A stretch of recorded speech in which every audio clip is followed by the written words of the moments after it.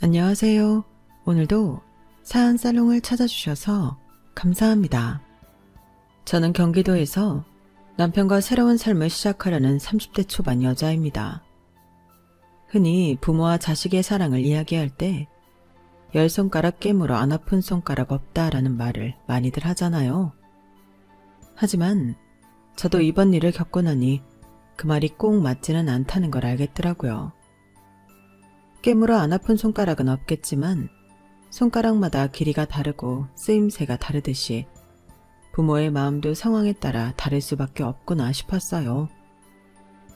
이건 어릴 때부터 어렴풋이 느껴왔던 부분인데 이번에 확실히 깨달았네요. 한서방, 이따 점심에 와서 TV 좀 고쳐주게. 어제 저녁까지 잘 나왔는데 갑자기 안 나와. 오늘 저녁에 드라마 봐야 하는데 말이야. 와서 좀 봐줘. 처음엔 여느 집과 다르지 않았어요. 제가 언니가 한 명 있는데 아직 결혼을 안 했거든요. 그러다 보니 저희 집의 유일한 사위인 남편은 부모님께 막내 아들 같은 존재였어요. 남편은 작은 음식점을 운영하고 있었는데 직장을 다니는 저나 언니와 비교하면 시간이 상대적으로 여유로웠거든요.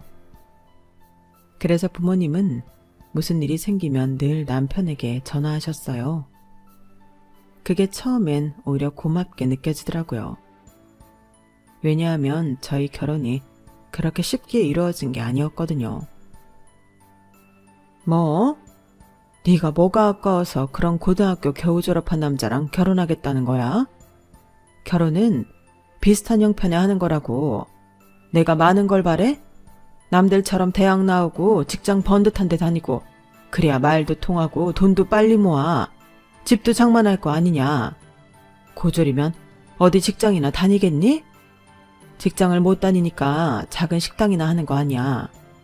이 엄마가 도시락 싸가며 이 결혼을 말려야 하냐? 이제 그만하면 알아들어야지. 엄마, 요즘에 어떤 시대인데 대학 타령이야. 그 사람이 공부 못해서 대학 못 간 것도 아니고 원래 장사에 관심 많아서 음식 장사부터 시작한 거야. 백종원도 음식 장사로 돈 많이 번 거 몰라? 대학 나와서 직장 좋은 데 가도 요즘은 사후정이라고 하잖아. 40 전에 회사 잘리면 말짱 꽝이구만. 그러니까 사람만 봐. 사람. 반듯하고 성실한 사람이야. 나 이 사람 아니면 결혼 안 해. 평생 혼자 살 거야. 너 그건 너무 극단적이고. 아니, 엄마가 뭐 사람 자체를 안 본다는 거야? 그래도 현실이라는 게 있잖아. 부모가 자식 걱정 안 하면 누가 해주니? 너는 아까운 대학까지 나와서. 사실 지방대도 대학이라고 4년제 나온 저를 부모님은 늘 아까워하셨어요. 그런데 남편은 헬스장에서 운동하면서 우연히 만났는데 저보다 1살 어리면서도 자기 주관이 뚜렷했거든요.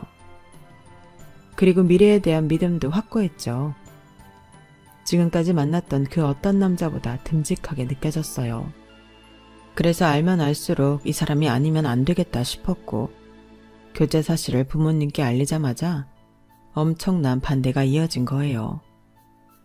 그렇게 힘든 과정을 거쳐 결혼에 성공했는데 막내 아들처럼 부모님이 남편을 여기고 툭하면 전화해서 이것저것 부탁하시는 모습이 전 오히려 좋아 보였던 거예요. 이젠 우리 가족이 된 거니까요. 그리고 남편도 정말 성실하게 그 모든 부탁을 들어드렸고요. 왜 이렇게 늦게 왔어? 아무리 저녁 장사하는 식당이라지만 낮에 준비해야 한다며. 그런데 요즘 낮에 문 닫는 일이 많아진 것 같아. 설마 나 모르게 딴살림이라도 차린 거야? 뭐? 갑자기 딴살림이라니. 나 감시하러 온 거야? 감시는 무슨. 그냥 말 나온 김에 물어보는 거지. 사실 지난번 근처에 물어볼 게 있어서 나왔다가 봤거든. 문 열 시간 한참 지났는데도 닫혀 있더라. 그래서 뭔 일 있나 싶었는데 그냥 넘어갔어. 그런데 오늘 또 문이 닫혀 있더라고. 그래서 물어보는 거야. 설마 나한테 말 안 하고 다른 거 준비하고 있는 건 아니지? 아니야, 그런 거 없어. 오늘 인천 갔다 왔어. 인천? 설마 우리 집? 나한테 말도 없이? 그것도 이 낮에? 주말도 아니고. 맞아. 그런데 진정 좀 해. 숨 넘어가겠다. 그냥 어머님 아버님께서 이것저것 부탁하시길래 갔다 온 거야. 요즘 내가 가면 그렇게 좋아하시더라고. 이제는 동네 사람들한테도 자랑하시던걸. 우리 집에도 이제 아들이 생겼다고. 아니, 좋은 것도 한두 번이지. 그러면 며칠 전에도 우리 집 갔던 거야? 왜 나한테는 아무 말도 없었어? 그리고 설마 엄마 아빠가 가게 한다고 놀고 있는 줄 아시는 건가? 전화해서 뭐라고 해야겠다. 장사 잘하고 있는 사람을 왜 이리저리 불러내시는 거야? 오가는 시간이면 3시간은 그냥 날아가잖아. 아, 진짜 전화하지 마. 어머님 아버님께서 이렇게 나를 편하게 대하시는 게 좋아.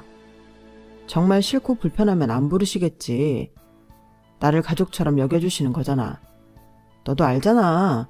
처음에는 결혼도 반대하시고 나한테 마음 안 열어주셨던 거. 좋게 생각하는 건 좋은데 나는 자꾸 걱정돼. 당신이 아무 말 안 하고 웃으니까 우리 부모님은 괜찮은 줄 아시는 거잖아. 그런데 정말 괜찮아? 힘들거나 불편하지 않아? 내가 불편하면 내가 말했겠지. 어머니 아버지도 내가 잘하고 있는 거 아시니까 더 의지하시는 거야. 좀 힘들어도 이런 과정 없이 어떻게 가족이 되겠어. 그러니까 너무 걱정하지 마. 그렇게 남편은 부모님의 자잘한 부탁을 오히려 가족으로서 인정받는 증거라고 여겼어요. 고졸이라고 눈에 흙 들어가기 전까지 결혼 반대하셨던 부모님이 맞는지 가면 갈수록 의문이 들 정도였죠. 하루가 멀다 하고 남편을 불러내 정말 사소한 일까지 시키셨거든요. 처음에는 저도 이런 모습을 보고 그래도 남편을 믿고 의지하시는구나 라고 생각했어요. 그런데 가끔 남편이 부모님의 부탁 때문에 식당 준비를 늦추거나 중요한 일을 미뤄야 할 때가 생기면서 마음이 복잡해지기 시작했어요.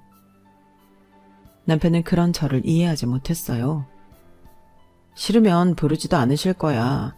이렇게라도 가족처럼 가까이 지낼 수 있으면 난 좋아. 그 말을 들을 때마다 남편의 긍정적인 마음에 제가 괜히 예민한 것 같아 머쓱해지기도 했어요. 그렇게 2년 정도가 지났을 무렵 결혼 생각이 없다던 언니가 어느 날 갑자기 신랑감을 데리고 나타났어요. 뭐? 의사? 의사라고? 엄마, 뭘 그렇게 놀라. 의사 처음 봐? 엄마가 그렇게 놀라면 이 사람이 얼마나 민망하겠어. 어머, 미안해요. 내 정신 좀 봐.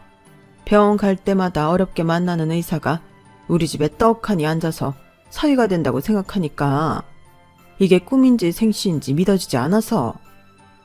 아닙니다. 말씀 편하게 하세요. 의사도 평범한 사람인데요, 뭘. 어쩜 인성이 이렇게 좋은지. 많이 배운 사람이 성격까지 좋으면 요즘 말로 반칙 아닌가? 내가 이제 더 바랄 게 없네. 없어. 집안에 의사 사위 있으면 말 다 했지 뭐. 엄마는 언니가 데려온 사람이 의사라는 사실 하나만으로 기분이 한껏 들뜨신 것 같았어요. 그러더니 결국 말이 점점 더 격해지기 시작했죠. 안 그래도 결혼 생각 없던 지희가 결혼할 사람 데리고 온 데서 고졸이라도 반대 말고 찬성해야지 싶었거든. 지 동생이 2년 전에 결혼했는데 멀쩡한 4년제 대학까지 나와서 대학도 못 간 고졸이랑 결혼한다고 난리를 쳤으니 부모 입장에서 반은 포기하게 되더라고. 그런데 일반 대학도 아니고 의대라니. 하늘은 역시 공평한가 봐. 사위 하나가 고졸인 대신 다른 사위 하나는 의대 졸업으로 끝과 끝을 달리니 말이야. 그 말을 듣던 남편은 잠시 웃더니 고개를 숙이더군요. 저는 순간 얼굴이 화끈거렸어요. 엄마, 사람 옆에 두고 그게 무슨 소리야. 의사 사위 봐서 좋은 엄마 마음은 이해하겠는데 그렇다고 둘째 사위 덤핑 처리하지 말아줘. 얘는 내가 언제 깎아내렸대? 사실대로 말했을 뿐이지. 고졸인 건 고졸인 거고 의대 나온 건 의대 나온 거 아니야? 괜한 시비 걸지 말고 과일이나 더 내와. 접시 빈 거 안 보여? 그때 어렴풋이 느꼈던 것 같아요. 그동안 남편을 불러들인 건 편해서가 아니라 무시였다는 것을 말입니다. 처음 인사 온 예비 형부는 의사라는 직업을 듣자마자 부모님의 총애를 한몸에 받더라고요. 뭐 사실 누구나 좋아할 수 있는 직업이라 그런 부모님의 태도를 이해 못하는 건 아니었어요.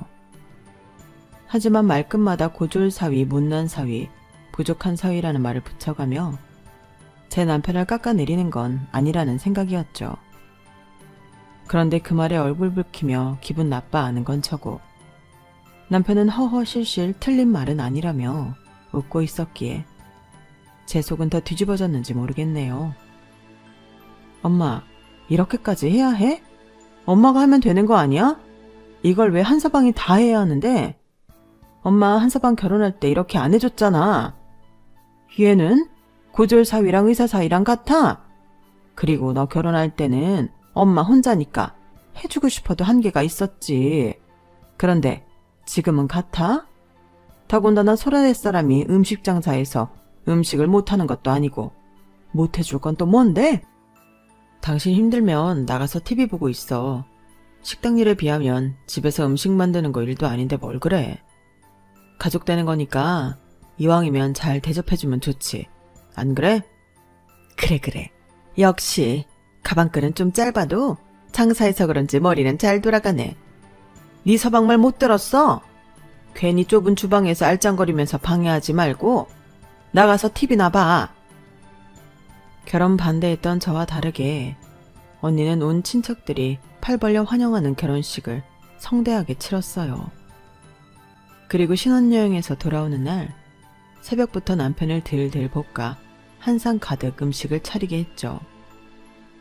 전날 장 보면 신선도가 떨어지기 때문에 아침 일찍 장 보는 것부터 시작해 하나하나 고기를 재우고 전을 부치는 등 할 수 있는 모든 음식을 다 만들어주고 싶어 보였어요.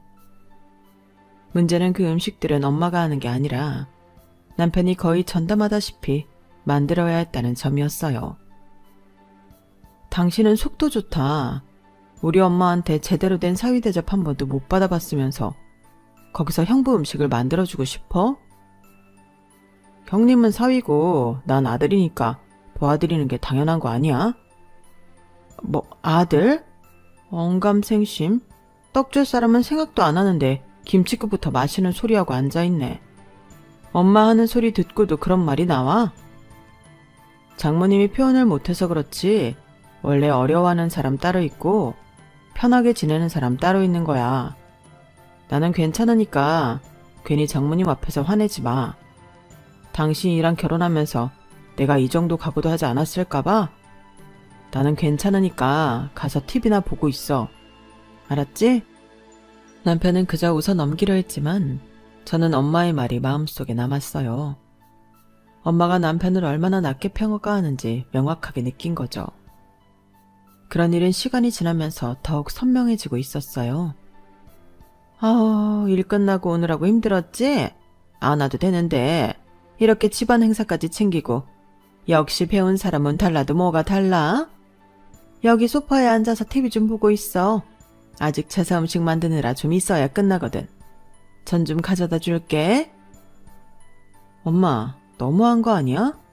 이 사람은 오늘 장사도 하루 접고 와서 이렇게 제사 음식 만드는 거 돕는데 형부는 오자마자 소파에 앉아 TV나 보라고? 형부도 밤을 깎던 뭐를 도와야 공평하지. 또 시작이야. 그럴 거면 너도 네 신랑 데리고 앉아서 TV나 봐. 나 혼자 다 할 테니까. 의사는 손이 생명인 거 몰라서 그래? 수술하는 귀한 몸을 어디 음식이나 만드는 한서방이랑 비교하고 그래? 하던 대로 하는 게 뭐 큰 잘못이라고. 너는 그 마음 씀씀이를 고쳐먹어. 어떻게 어릴 때랑 달라진 게 하나 없어. 제사는 물론 가족 모임에 늘 주방에서 친정엄마를 돕는 건 당연히 남편 몫이 되었어요.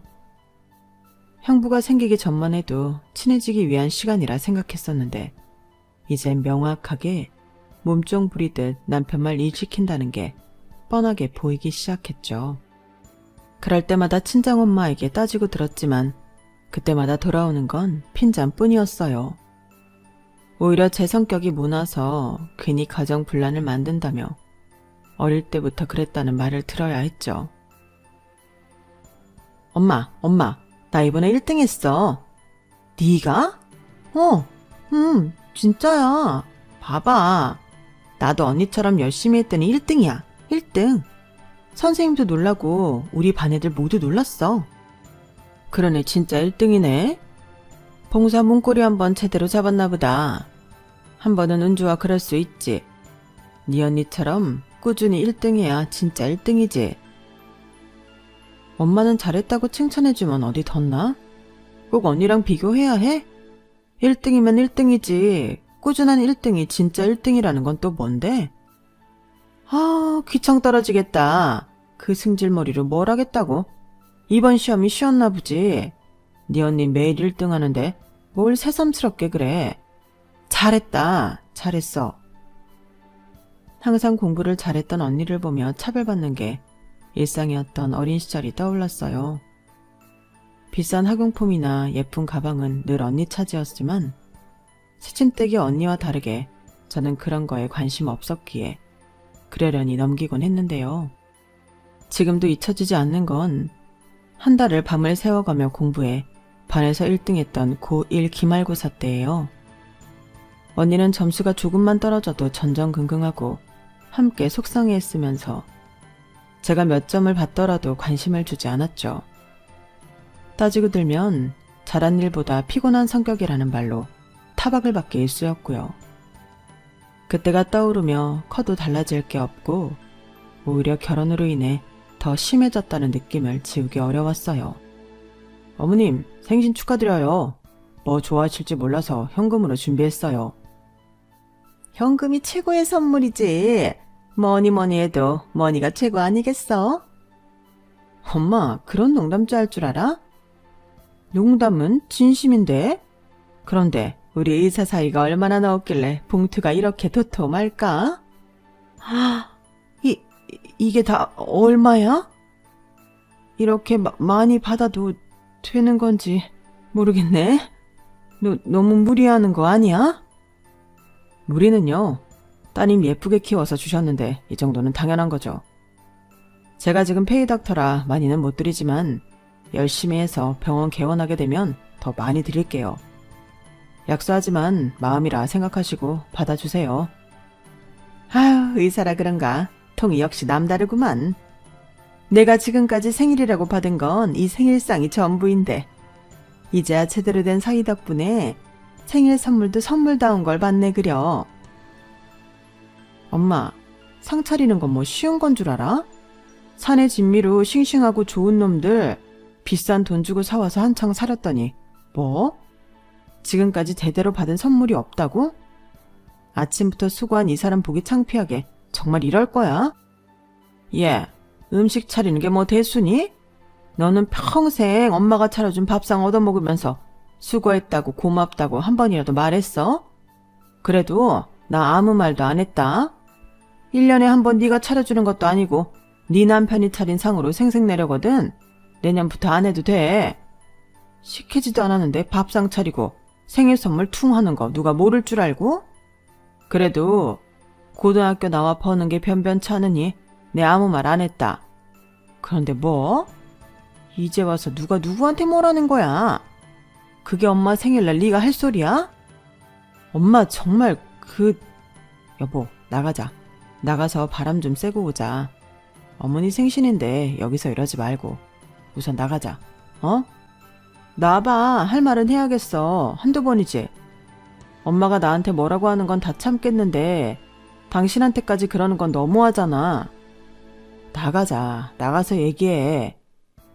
그날도 결국 남편은 저를 달래며 자리를 피했어요. 사람이라는 게 다 그런 거야. 돈 많고 대단한 사람 좋아하는 게 당연하지 않아? 우리가 아직 자식이 없으니까 부모 마음을 온전히 다 이해하기 어려울 거야. 그러니까 너무 화내지 마. 우리가 더 잘하면 되는 거지. 어려운 자식 있고 편한 자식 있다잖아. 우리가 편한 자식이라고 생각하면 화낼 것도 없어. 저를 붙잡고 차근차근 이야기하는 남편을 보니 제 마음은 더 아팠어요. 부모라면, 적어도 부모라면 그러면 안 되는 거잖아요. 어린 시절부터 이어진 차별이 결혼 후까지 반복되는 걸 보며 제 마음 한켠이 조금씩 다치기 시작했어요. 남편은 어떻게든 좋게 넘어가려 했지만 저는 알고 있었던 것 같아요. 남편의 너그러움이 결국은 체념에서 비롯되었다는 걸 말이죠. 그래서 더욱 가슴이 아파왔어요. 그렇게 몇 달은 조용하게 넘어갔어요. 친정엄마도 무언가 느낀 게 있는지 낮에 수시로 불러내던 일을 안 하시더라고요. 남편은 무슨 일이 생긴 건 아닌지 걱정했지만 저는 차라리 잘 되었다고 생각했죠. 엄마, 이 배추가 다 뭐야? 설마 배추 절이는 것부터 김장을 하자고? 언제부터 우리가 절인 배추 사다가 김장했다고 그래? 배추는 절여야 제맛이지. 언제부터긴 나 결혼하기 전부터 힘들다고 절인 배추 사다가 담궜잖아. 그것도 많고 번거롭다고 많이 담그지도 않았으면서. 이게 다 몇 포기야. 이걸 누가 다 먹는다고 이렇게 많이 담궈? 많긴 뭐가 많아. 그래봤자 100포기인데. 너도 결혼했고 네 언니도 결혼했잖아. 식구가 늘었으니 그만큼 많이 해야지. 우리 의사 사위가 내가 만든 김치가 맛있단다. 해줄 수 있는 게 김치라면 그깟 김치 못 담궈줄 건 뭐야? 안 그런가 한서방? 여기서 왜 한서방이 나와? 김치는 형부가 좋아하는 거라며? 이 사람은 김치 있어도 그만 없어도 그만이야. 알면서 그래. 내가 한서방 입맛까지 어떻게 알아? 그리고 이 많은 걸 그럼 나 혼자 해? 당연한 소리를 가지고 넌 또 왜 트집이야? 그럴 거면 넌 니네 집에 가. 괜히 분위기 흐리지 말고. 그런데 웬 소고기? 김장하고 나면 수육 먹는 거 아니었어? 우리 밥 먹고 왔는데. 누가 너 먹으라고 소고기 굽는 줄 알아?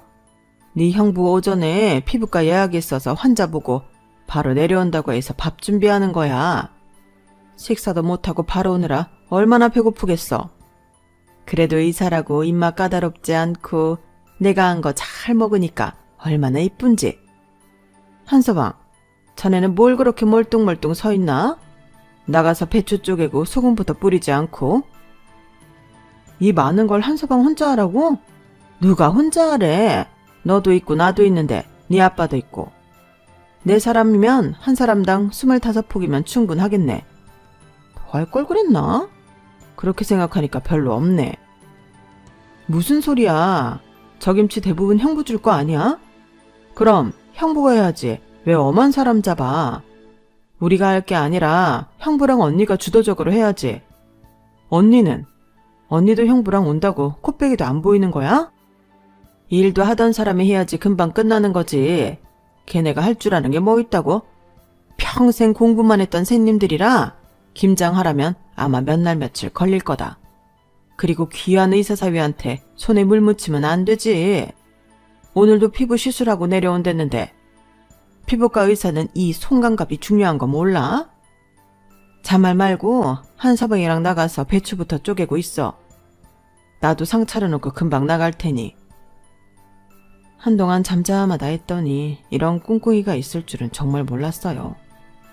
저나 남편 그리고 친정 부모님 모두 김치를 많이 먹는 편이 아니라서 해마다 김장하는 양도 자연스레 줄어들고 있었거든요.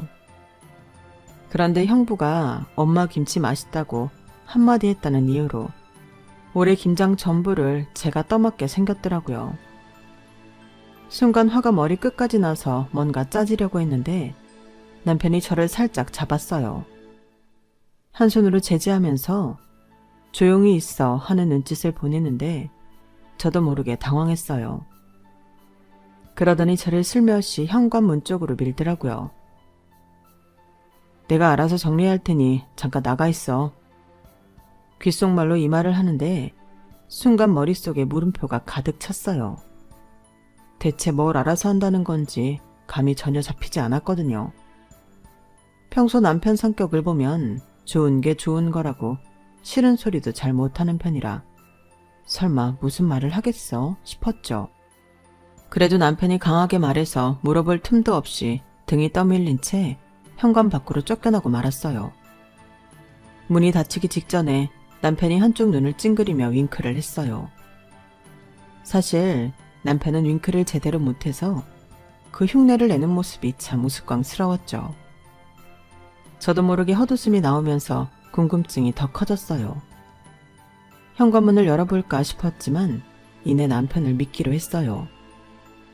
그렇게까지 신호를 보내 남편을 무시하고 들어가는 건 아무래도 아닌 것 같았으니까요. 그렇게 혼자 마당에서 배추를 다듬고 있는데 얼마 지나지 않아 형부랑 언니가 도착했어요.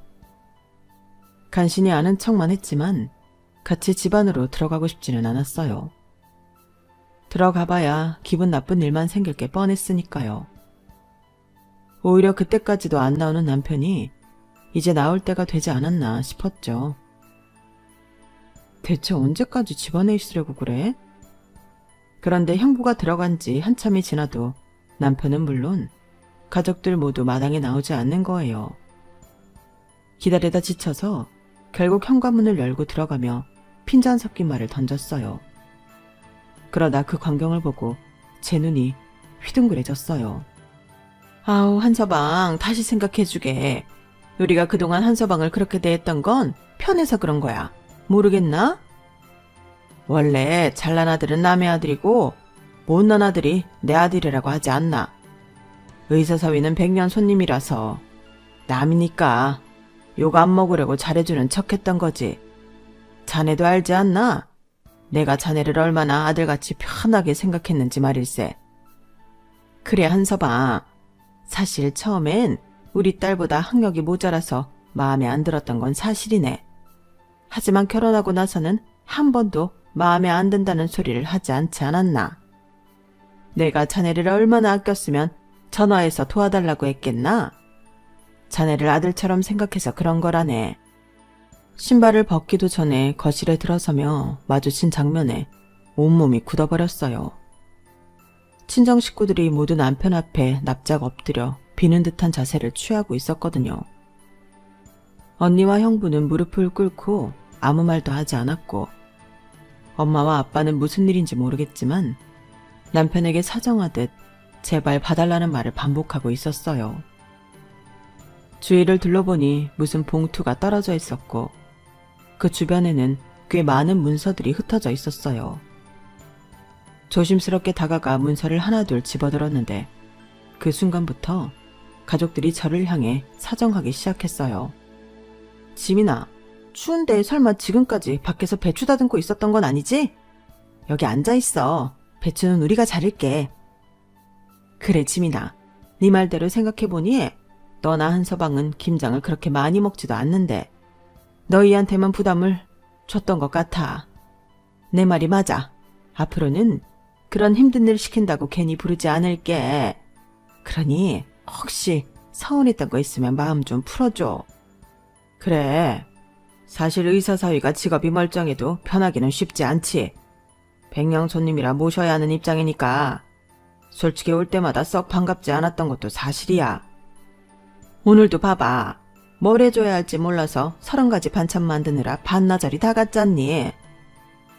그래. 사실 우리도 항상 한서방을 아들처럼 생각했어. 막내 아들이다 생각하고 편하게 대해주다 보니 이것저것 도와달라고 부탁하는 것도 쉬웠고. 그런데 네가 서운해할 거라고는 전혀 생각하지 못했어. 오히려 자식처럼 잘 챙겨준 건 네가 좋아할 거라고 생각했는데. 그러니까 서운한 거 있으면 다 풀고 한서방한테 말 좀 잘해줘. 어? 바닥에 흩어져 있는 문서들을 하나씩 집어들었어요. 종이 한 장 한 장을 넘길 때마다 눈에 들어오는 단어들이 너무나도 생소했지만 하나는 확실히 알 수 있었어요. 그것은 단순한 종이가 아니라 중요한 거래와 관련된 문서들이라는 사실이었어요. 매매 계약서, 공증된 서류들, 그리고 그 아래쪽에 찍힌 도장. 도장에 새겨진 글씨를 보는 순간 가슴이 철렁 내려앉았어요. 부모님 인감도장이잖아. 숨이 턱 막혀왔어요. 눈앞의 상황이 전혀 믿기지 않았고 머릿속은 더 혼란스러워졌어요. 그 순간 문득 한 달 전 일이 떠올랐어요. 언니 심부름으로 형부의 병원에 뭔가를 전달하러 갔을 때였어요. 병원 복도에서 들려왔던 형부의 목소리. 그때 형부는 의사 동기들에게 큰 소리치며 자신에게 무언가를 자랑하고 있었어요. 그때 분명 개원할 거라고 큰 소리쳤던 것 같은데 형부의 말투와 자신만만한 표정이 선명하게 떠올랐어요. 설마 그때 그 일이 이거랑 관련이 있나? 하는 생각이 번쩍 머릿속을 스쳤어요. 점점 불길한 예감이 깊어졌어요. 그때 갑자기 남편의 목소리가 들려왔어요. 분명히 말씀드리지만 저는 와이프 뜻을 따를 겁니다. 지민아, 이리 와서 앉을래? 내게 보여줄 게 있어. 남편이 내 손을 잡고 소파로 이끌었어요. 마당에서 배추를 다듬다 들어온 저는 거실에 모인 가족들의 긴장된 표정을 보면서 남편 이야기를 들었죠. 기억나? 네가 지난번에 형님이 병원에서 개원한다는 말을 한 것 같다고 했었잖아. 그러고 보니까 내가 올 때마다 형님도 자주 장모님 댁에 오시더라고. 그러더니 언젠가 청와대에 아는 사람이 있다며 재개발한다는 말을 하시길래 궁금해서 물었더니 나는 고졸이라 모를 테니 상관 말라시더군. 그래서 알아봤지. 궁금한데 알려주지 않으니까. 남편은 테이블 위에 서류차를 펼쳤어요. 우리 식당에 검찰 수사관님이 단골로 오시거든. 그분께 법적 조언을 구했어. 수사관님 말씀이 이런 경우엔 누구나 연락 가능한 등기부 등본이나 공시 자료부터 확인해보라고 하시더라고. 남편이 첫 번째 서류를 보여줬어요. 여기 등기부 등본이랑 근저당 설정 자료를 봐봐.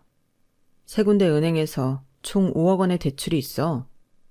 부모님께서 최근에 대출을 많이 늘리신 걸 보면 뭔가 이상해서 찾아봤거든.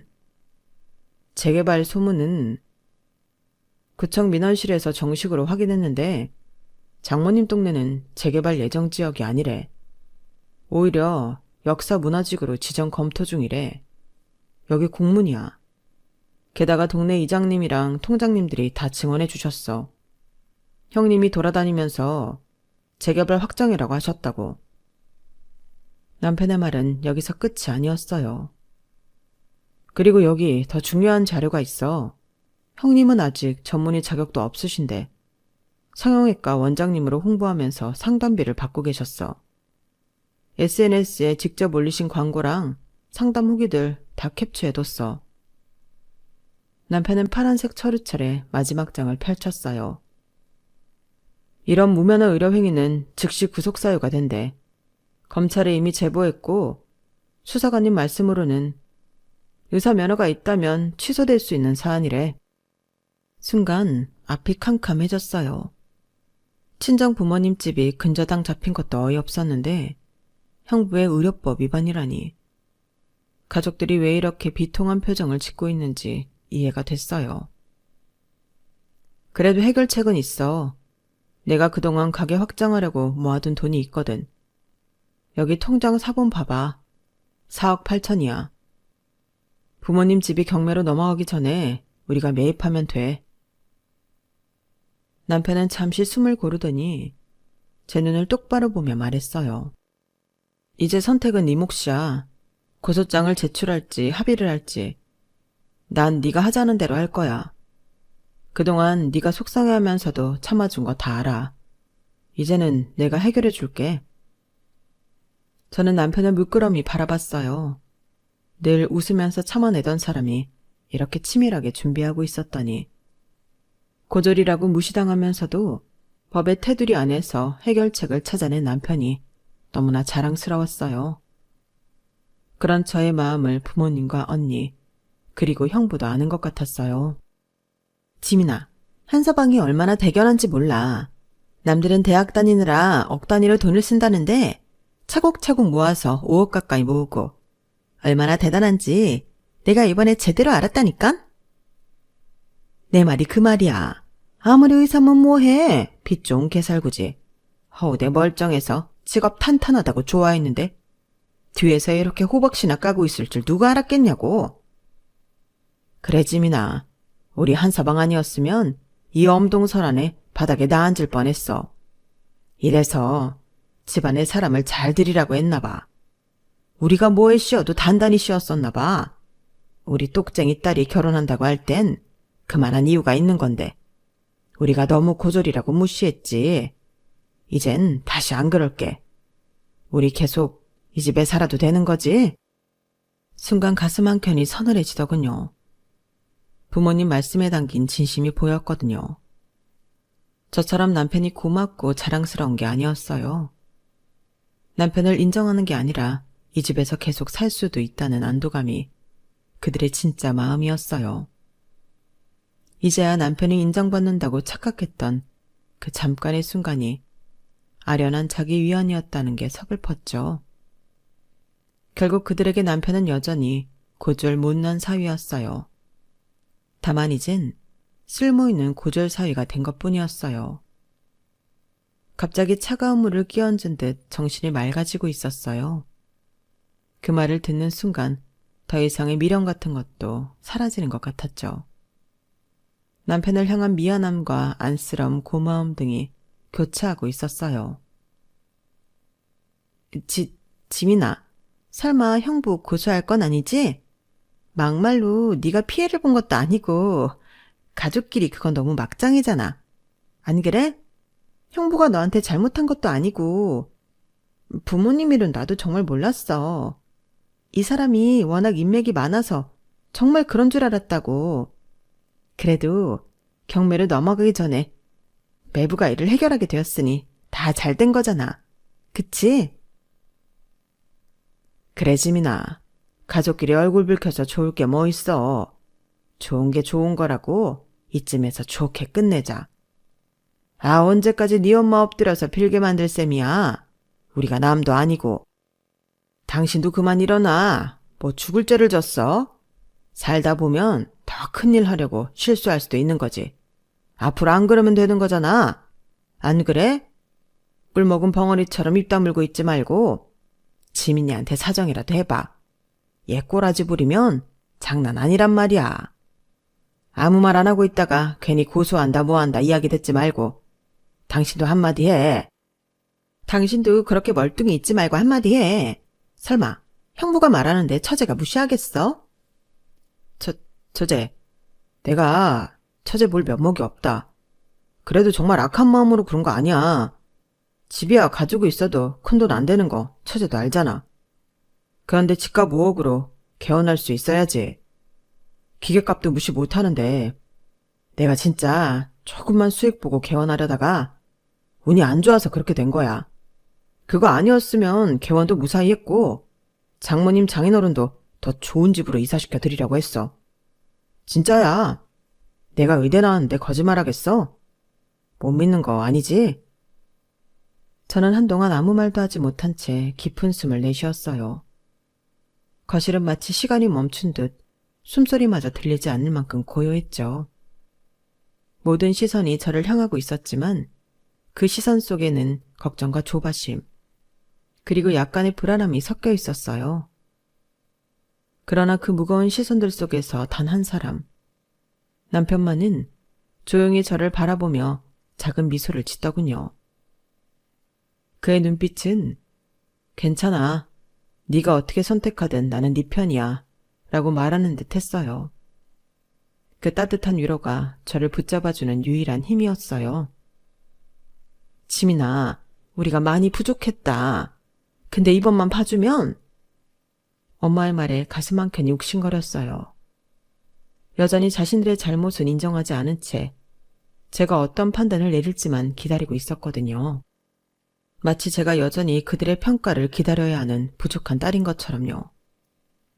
저는 나지막하지만 단단한 목소리로 입을 열었어요. 지금 다들 하시는 말씀을 좀 정리해보죠. 그러니까 형부는 엄마 아빠한테 재개발될 테니 좋은 가격에 팔아주겠다고 인간 가져가 대출을 받았다는 거죠.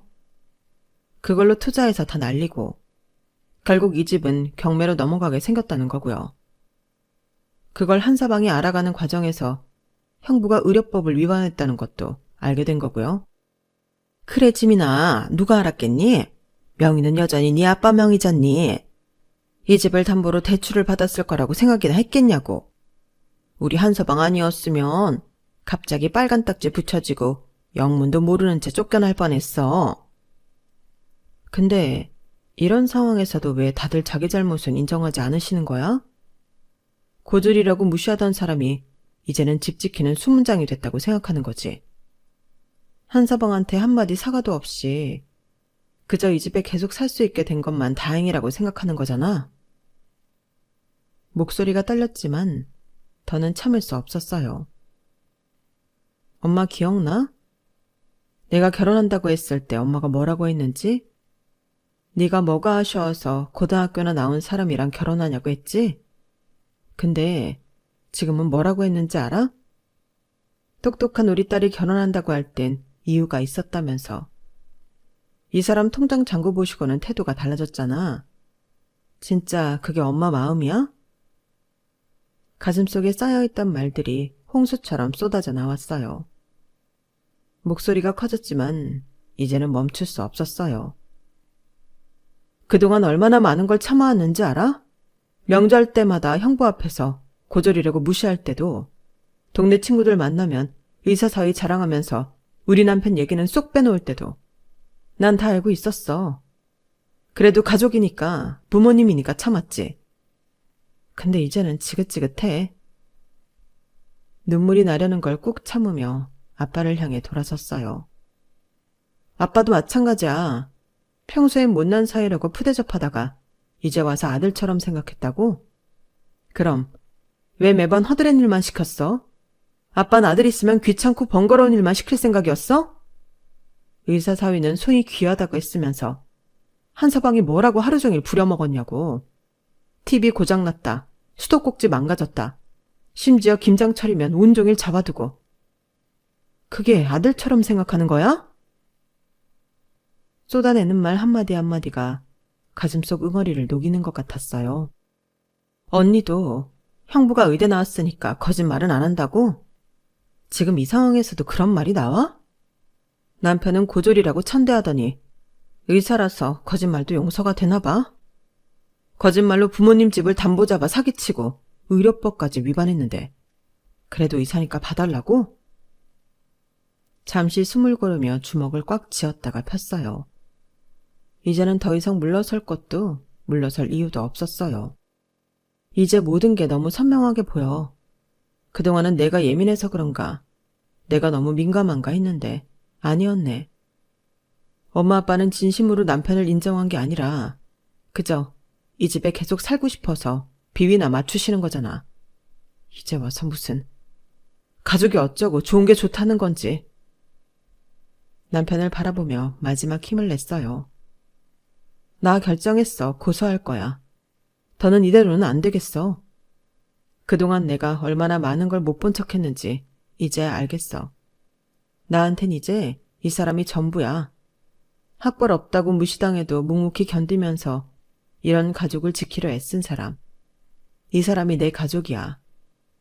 이제 와서 돈 보고 사랑 값어치를 매기시는 엄마 아빠와는 더는 함께하고 싶지 않아. 거실은 다시 침묵에 빠졌어요. 하지만 이번에는 달랐어요. 더는 숨막히는 침묵이 아니었죠. 제 안에서 무언가가 확실히 정리되는 시원한 침묵이었거든요. 어릴 적부터 이어진 차별, 결혼 후의 푸대접, 그리고 지금의 위선까지. 선명하게 떠오르는 모든 것을 쏟아내니 오히려 후련했어요. 평생 부모님 눈치 보면서 인정받으려 애쓰며 살았어. 공부 잘하는 언니한테 밀려서 상처받고, 결혼할 때도 고졸 신랑이라고 무시당하고. 근데 이제 보니까 그 모든 게 의미 없었네. 엄마 아빠는 영원히 나를 부족한 딸로만 보실 테니까. 남편이 조용히 제 손을 잡았어요. 그의 손은 따뜻하고 든든했어요. 이제 진짜 가족이 누구인지 알았으니까요. 돌아서는 제 등 뒤로 가족들의 애원하는 소리가 들렸지만 더는 마음이 흔들리지 않았어요. 결국 저는 형부를 무면허 의료행위와 사기 혐의로 고소했고, 진정한 사과 없이는 합의하지 않겠다고 선언했어요. 경찰 조사와 검사 수사 과정에서 환자들을 기만하고 부당하게 돈을 받아낸 추가 혐의도 발견되었죠. 1심에서 형부는 집행유예 3년을 선고받았고 보건복지부의 심의 끝에 의사 면허도 취소되었어요. 형부가 불복해 행정소송을 제기했지만 받아들여지지 않았어요. 환자의 생명을 다루는 의료인의 중대한 위반이라는 게 법원의 판단이었죠. 언니는 처음엔 형부 편을 들며 절 원망했지만 재판 과정에서 드러난 추가 비리들을 보고 충격을 받았나 봐요. 결국 이혼을 결심했다고 하더군요. 부모님 집은 남편이 가지고 있던 돈으로 매입했고 전세로 세입자를 받았어요. 그렇게 생긴 전세 자금으로 부모님 두 분이 살 수 있는 집을 구하시라고 했어요. 가족이라는 이유로 이용만 당했지만 그래도 부모님이니까 바닥에 나앉게 할 수는 없었거든요. 부모님은 전세 자금을 받으시고도 고맙다는 말은 하지 않으시고 쫓겨나는 당신들의 처지를 한탄하셨죠. 결국 언니네 근처로 이사를 가셨다는 소식을 친척들을 통해 전해 들었어요. 처음에는 친척들이 연락해서 부모 자식 간에 어떻게 그럴 수 있냐며 저를 다그치기도 했지만 이제는 시간이 지나면서 연락도 뜸해졌어요. 명절 때마다 문자라도 드려야 하나 싶다가도 여전히 저를 이해하지 못하실 거란 생각에 차마 연락하지 못하고 있어요. 저는 회사를 그만두고 남편의 일을 돕기 시작했어요.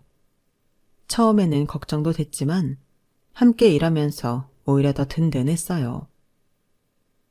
얼마 전에는 기쁜 소식도 생겼죠. 임신 6주차라고 하더군요. 병원에서 들은 첫 태아의 침장 소리에 남편은 눈물을 흘렸어요. 저도 덩달아 울컥했죠. 앞으로 태어날 아이에게는 절대로 차별하는 일은 없을 거예요. 저희 부부는 새로운 시작을 앞두고 있어요. 우리만의 작고 소중한 가족을 꾸릴 준비를요. 여기까지가 제 이야기입니다. 긴 글 읽어주셔서 감사해요. 처음엔 넋두리 하는데 시작했지만 저와 비슷한 상황에 놓인 분들에게 작은 위로가 되었으면 좋겠다는 바람이 생겼네요. 차별과 편견은 우리를 아프게 하지만 그것을 이겨내고 나면 더 단단해진 나를 만날 수 있다는 걸 저는 느꼈습니다. 그리고 진정한 가족의 의미는 서로를 아끼고 존중하는 마음이겠죠. 여러분들도 가족과 서로 아끼고 보살피는 관계가 계속되시기를 바랍니다. 늘 행복하세요. 여러분, 사연 댓글에 응원과 현명한 조언 부탁드려요. 좋아요와 구독은 저에게 큰 힘이 됩니다. 오늘도 좋은 일 가득하세요.